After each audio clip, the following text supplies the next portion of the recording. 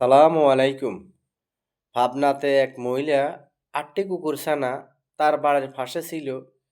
সে কি করছে এগুলো বস্তায় ভরে ফালাই দিছে। তো ফালাই দিছে আর মরে গেছে। এখন মরে গেছে তাদের তার ব্যাপারে একটা মামলা হইছে। এখন মামলা হইছে সে ক্ষমা চায়। ক্ষমা চাইলে কি হবে না? এখন যদি মনে করেন তার একটা বাচ্চাকে যদি এরকম না যদি মারি ফেলতো, তাহলে এই ক্ষমা চাইলে ক্ষমা সে কইতো না। সে অটোমেটিকলি মামলা করতো। অটোমেটিকলি সেও মামলা করতো। আর একটা ছোট বাচ্চা সবার কাছে সবার একটা মায়া মহব্বত আন্তরিকতা তো আছে। কারণ এগুলা বাচ্চা কার না মায়া না লাগে। ছোট বিলের বাচ্চা হোক, সে কুকুরের বাচ্চা হোক, সে খরগোশের বাচ্চা হোক, সে মুরগির ছানা হোক, সে হাঁসের ছানা হোক, সবার মায়া লাগে। সব জিনিসে সবার মায়া মহব্বত আছে। এখন এই মহিলা যে এটা করছে তার অন্তত কিছু সাজা পাওয়ার দরকার। কারণ সাজা পাইলে ভবিষ্যতে সে আর কোনো কাজ কারবার হয় দেখা যায় আরেকটা বাচ্চারও অত সে আরেকটা বাচ্চারও অত সে মারিয়ে লিবে দেখা যায়। কারণ ভবিষ্যতে এগুলা হয়ে করতে থাকবে।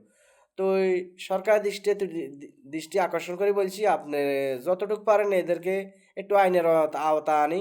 এদের যতটুকু সাজা পাওয়ার দরকার ততটুকু সাজা দিবেন। আসসালামু আলাইকুম। সবার কাছে ভিডিওটি পৌঁছে দিবেন।